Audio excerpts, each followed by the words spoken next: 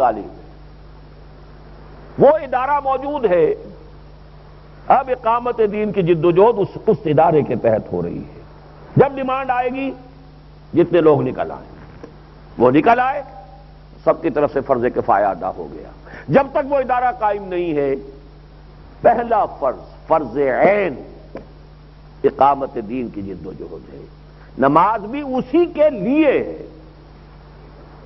وَاسْتَعِینُوا بِالصَّبْرِ وَالصَّلَاةِ، مدد حاصل کرو نماز سے اور صبر سے۔ کس چیز کے لیے مدد حاصل کرو؟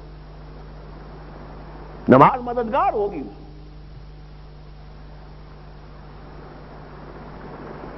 یہ دو کیفیات کا فرق جو ہے اس کو سامنے رکھتے ہوئے اب جان لیجئے، آج جو بات پھر دہرا رہا ہوں میں واضح کرنا چاہتا ہوں، دین کی مغلوبیت اور طاغوت کے غلبے کی کیفیت میں اقامت دین کی جد و جہد میں تن من دھن میکسیمم لگا دینا، صرف منیمم اپنے لیے اور اہل و عیال کے لیے اس میں سے مستثنا کرتے ہوئے، یہ فرض عین ہے،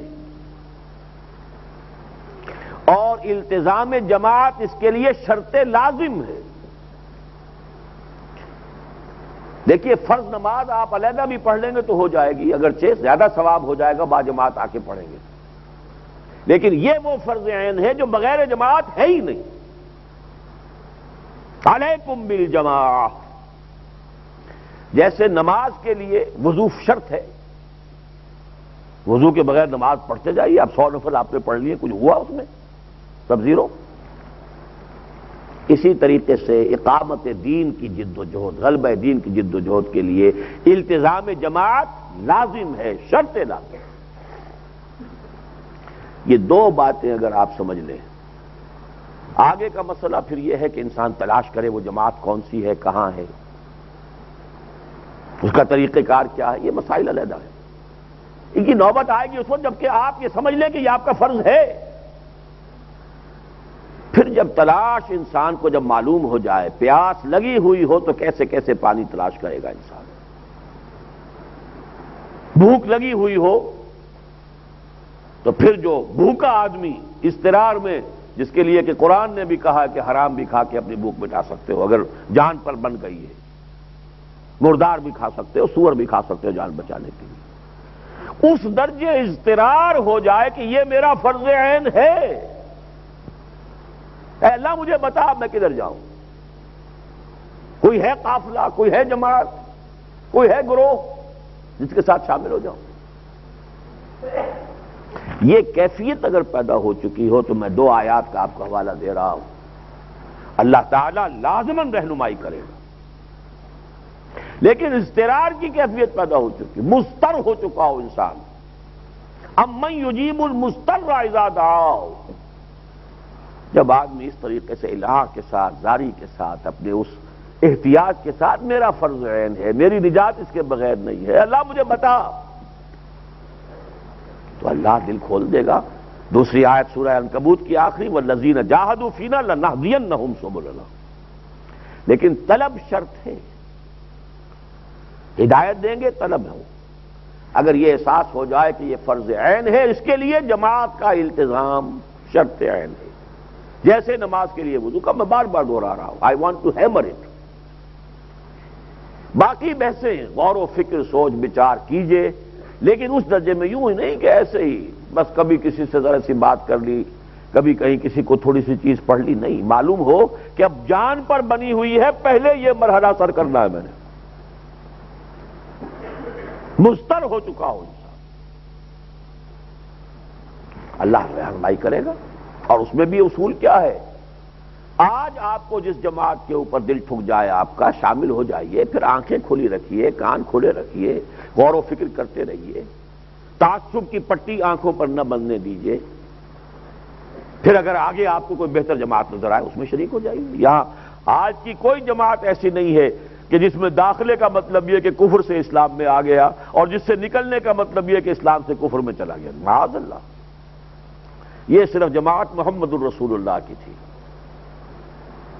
جو اس میں آیا وہ کفر سے اسلام میں آیا، جو اس سے نکل گیا وہ اسلام سے کفر میں چلا گیا۔ اب نہیں، کوئی نبی اب نہیں ہے، غور کیجئے، اپنی امکانی حد تک تلاش کیجئے، لیکن پھر وہی فرض عین سمجھیے. دیکھیے نماز فرض عین کا ہمارے ذہن میں اصول جمع ہوا ہے، کبھی رہ گئی تو پریشانی ہوتی ہے کہ نہیں؟ احساس زیاں تو ہوتا ہے. جو بالکل نہیں پڑھتے انہیں بھی احساس تو ہوتا ہے کہ ہاں فرض تو ہے لیکن ہماری کوتاہی ہے. اس شے کی فرضیت کا ذہن سے تصور نکل گیا. باطل کے تحت، باطل کے اقتدار میں تقویٰ کی آرزو، کتنا ہنسی فریب ہے جو کھا رہے ہیں ہم. تقویٰ اور احسان کی منزلیں طے ہو رہی ہیں، تصوف کی منزلیں طے ہو رہی ہیں، سلوک ہو رہا ہے، اور وہ مرشد مجاز بھی بن گئے ہیں. باطل کے ساتھ بیٹھے ہوئے ہیں، اس کے خلاف کوئی جد و جہد نہیں.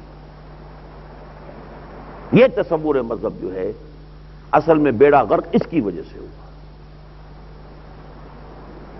جو اقبال کے اشعار میں نے آج آپ کو سنائے جمعوں میں، صاحب قرآن وہ بے ذوق طلب، العجب ثم العجب ثم العجب. اے کہ می نازی بقرآن حکیم، اے وہ قوم جسے بڑا ناز ہے کہ ہمارے پاس اللہ کی کتاب ہے. تا کجا در حجرہا باشی مقیم، در جہاں اسرار دیرہ فاش کن. نکلو آؤ نقطۂ شرع مبینہ فاش کن. اور وہ کیسے فاش ہوگا؟ اس نظام کو قائم کر کے دنیا کو دکھاؤ. آؤ دیکھو، come and see for your own self with your own eyes, this is Islam. یہ اسلامی ریاست ہے، یہ اسلامی معاشرہ ہے، یہ اسلامی اقتصادیات ہے، یہ اسلامی اخوت ہے، یہ اسلامی مساوات ہے. آؤ دیکھو، غور کرو، سوچو. جب تک یہ نہیں ہوگا کیسے فاش ہوگا؟ کتابوں میں اسلام لکھا ہوا. اب آخری بات عرض کر رہا ہوں، دو چیزوں میں تو پھر میں سمجھتا ہوں کہ یقین کا درجہ لے کر اٹھیے. باطل کے غلبے کے دور میں اقامت دین کی جد و جہد فرض عین، اس کے لیے التزام جماعت شرط لازم. آگے جماعت کا نظام ہم نے جس کو سمجھا ہے مسنون نظام، منصوص نظام، جس کا قرآن میں ذکر، حدیث میں ذکر، سیرت میں ذکر، خلافت میں ذکر، سلسلہ ارشاد اور تزکیہ نفس میں ذکر، پچھلی صدی تک وہی ایک اجتماعیت کی بنیاد رہی. چاہے جہاد حریت تھا وہ بھی اسی کے تحت. وہ ہے بیعت کا نظام. ایک بیعت ارشاد ہے پیری مریدی کی، یہ بیعت جہاد ہے، بیعت جماعت ہے. جس شخص پر اعتماد ہو یا جس گروہ پر اعتماد ہو اسے جوائن کیجئے اور ایک شخص کے ہاتھ پر بیعت کیجئے. میں آپ کا ساتھی ہوں، مشورے میں بھی دوں گا، جو دل میں آئے گا کہوں گا، لیکن پھر فیصلہ جو ہے وہ گنتی سے نہیں ہوگا، وہ آپ کے ہاتھ میں ہے، بشرطے کہ شریعت کے خلاف نہ ہو. بس کہ جو بھی فیصلہ ہوگا اس پر عمل کروں گا. یہی بیعت حضور نے صحابہ سے لی.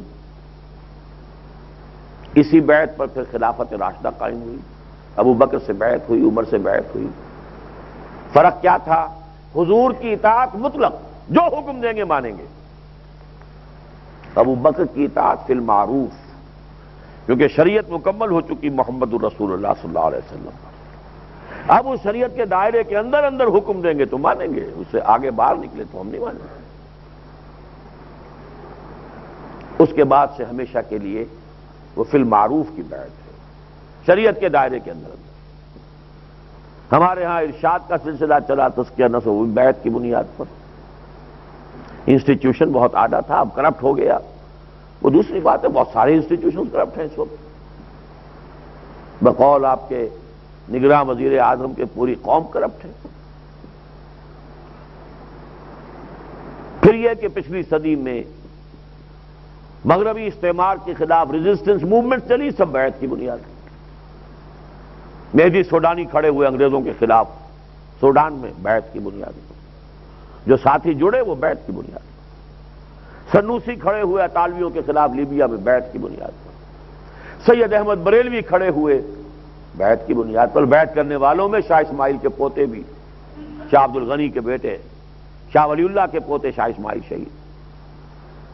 پچھلی صدی تک تو اس کے علاوہ ہمارے ہاں تنظیم کا، جماعت سازی کا کوئی اور سراغ ہے ہی نہیں کہ کسی اور بنیاد پر بھی لوگ جمع ہو سکتے ہیں۔ تو اس صدی میں مغربی تہذیب آئی، مغربی نظام ہم نے اختیار کرنے شروع کیے، ممبرشپ ہے، الیکشن ہے 2 سال کے لیے، 4 سال کے لیے، پھر یہ کہ چیکس اینڈ بیلنسز ہیں دستور میں، یہ ساری چیزیں تو اس صدی کی ہیں۔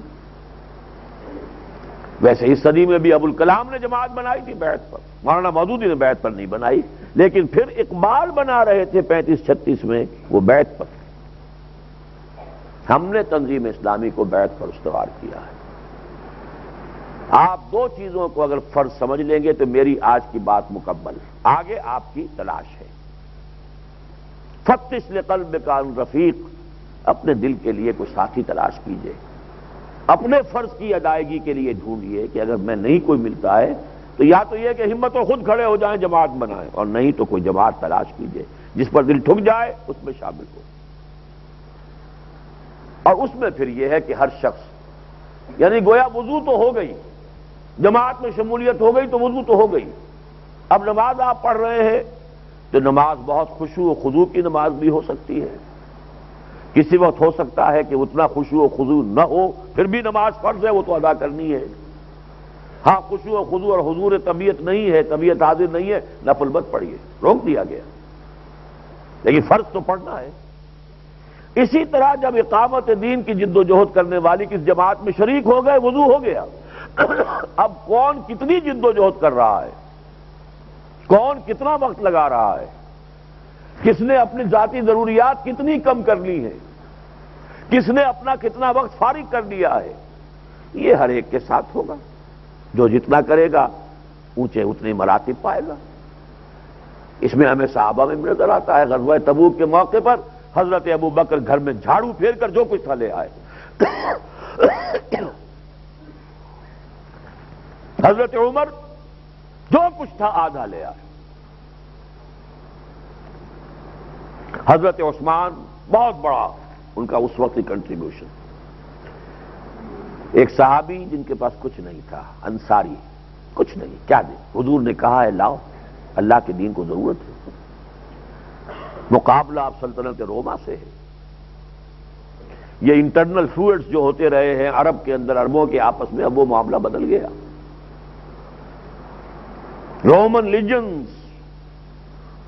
تاریخ کے اندر مشہور ہیں، رومی فوجیں، غرق آہن، ٹرینڈ آرمیز، سٹینڈنگ آرمیز، ان کے ساتھ سابقہ۔ حضور نے اگر کچھ کہا ہے کہ جو کچھ دے سکتا ہے دے، وہ صحابی سوچ رہے ہیں میں کیا کروں، ساری رات محنت کی، ایک باغ میں کنواں سے پانی کھینچ کر ڈول باغ کو سیراب کیا، صبح کو کچھ کھجوریں ملی رات بھر کی اجرت، آدھی گھر میں رکھ دی، اپنے بیوی بچوں کے لیے دن کا راشن آدھا لا کے حضور کے سامنے پیش کر دیا۔ منافقین نے استہزاء، مذاق اڑایا، ہاں یہ تو اس کے بغیر تو لشکر جا ہی نہیں سکتا۔ وہ استہزاء کر رہے ہیں، اور حضور نے کیا کہا، یہ سارا جو مال یہاں پر جمع ہے، ڈھیر ہے، ان کھجوروں کو اس کے اوپر پھیلا دو، یہ کھجوریں اس سارے ڈھیر سے بڑھ کر زیادہ وزنی ہیں اللہ کی نگاہ میں۔ یہ پھر ہر ایک کا اپنا ہے، لیکن وضو ہی نہیں کی تو معلوم ہوا کہ وہ اب سلسلہ اس کا جو ہے، کوئی شخص سمجھتا ہے میں اپنی جگہ پر اقامت دین کی جد و جہد کر رہا ہوں، میں دین کی فلاح خدمت کر رہا ہوں، میں تفسیر لکھ رہا ہوں، میں یہ کر رہا ہوں، غلط کام۔ وضو ہی نہیں ہوا ہے، جب تک کہ اقامت دین کی جد و جہد کرنے والی جماعت میں شامل نہ ہو، ڈسپلن والی جماعت، سب و طاعت والی جماعت، وضو ہی نہیں ہوا، نماز کیا ہوگی؟ یہ ایک نقطہ ہے جو میں آج سمجھانا چاہتا تھا۔ اس کے بعد یہ ہے کہ آدمی غور کرے، فکر کرے، اللہ ضرور راستہ کھولے گا، ہدایت دے گا، دل کو انشراح صدر عطا کرے گا۔ بس اسی پر میں اپنی گفتگو ختم کر رہا ہوں۔ اقول قولی ھذا واستغفر اللہ لی ولکم ولسائر المسلمین والمسلمات۔ يكلف الله نفسا إلا وسعها لها ما كسبت وعليها